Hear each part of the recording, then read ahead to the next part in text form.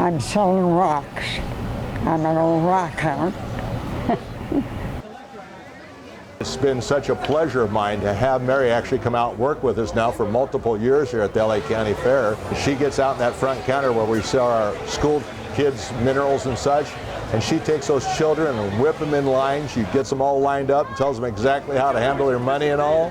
And she's just such a sweetheart. Randy the geoman saw me every morning, and when they did away with the Gem and Minerals show, I got a phone call, and he said, the fair's not the same without you. How about working for me?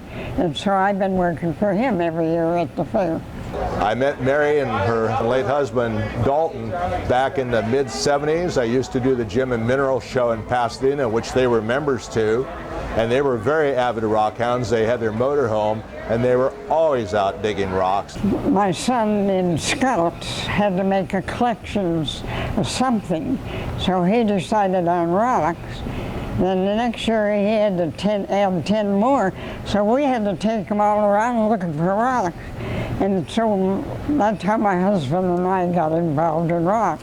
And then she and her husband donated so much of their time as volunteers to the Pasadena Gem and Mineral Group too. And whenever they held their shows, they were the first on the line doing whatever they could. And Dalton would do his own displays. He'd sit there and make marbles with a little marble maker, and Mary'd sit there and do some jewelry work and all. There's more children coming to where I am. The geo man's right beside me, but I have the little rocks. And I get more busloads of school children. As a geologist, I've learned so many locations and names of rocks and how they were formed that I never realized because of all of her experience with gems and minerals over the years. I volunteer at the Montclair Senior Center, the lunch program, and 4 days a week I do the coffee and tea. And one day I serve the food. A lot of people don't realize she's actually the bartender for the senior citizen group too.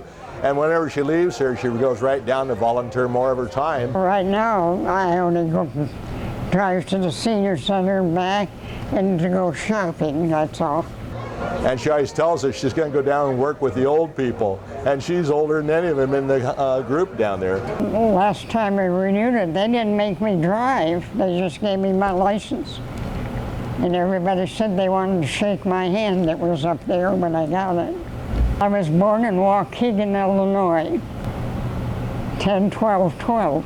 She's got a job, whether she just wants to sit and watch the goings on, and she missed about 3 or 4 days of her time here with me because it was so hot I wouldn't let her come out here because she leaves here at 2, 3 o'clock in the afternoon to go to the senior citizen group to volunteer. She doesn't go home.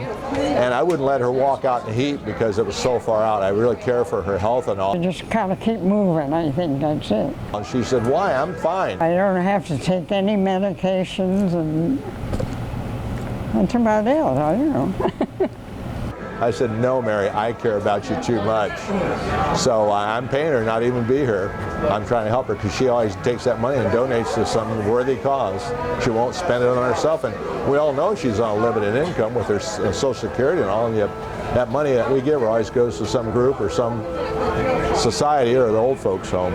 She used to volunteer for a turtle rescue group down in Baja. And she took every dime. We pay her a good wage to be here just to help her out. And she would take all that money, not for herself, but she'd go down to Baja and she'd live down there with the group for 4 and 5 months. And she'd take all that money and go down there and support the group to raise the turtles and all. I think I'm lucky to be here yet, you know.